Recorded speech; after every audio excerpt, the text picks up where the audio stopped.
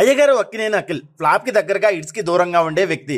అయితే చాలా మంది అఖిల్ ని అన్ని సినిమాల్లో కల్లా సిసింద్రి మూవీలోనే బాగా యాక్ట్ చేశావు, ఇప్పుడున్న సినిమాల్లో యాక్టింగ్ లేదు, ఉత్త డొల్లే అని ట్రోల్ చేస్తున్నారు. కానీ అఖిల్ కి అసలు ఏం తక్కువ చెప్పండి? హైటా సూపర్, గ్లామరా కేక, సిక్స్ ప్యాక్ దుమ్ము లేపేస్తాడు. సినిమా కోసం ఏ గెటప్ అయినా తన లైఫ్ నైనా సినిమా కోసం చింపేస్తాడు బాబాయ్. నాగార్జున గారే అఖిల్ ని ఫోర్స్ గా సినిమాల్లోకి దింపారు.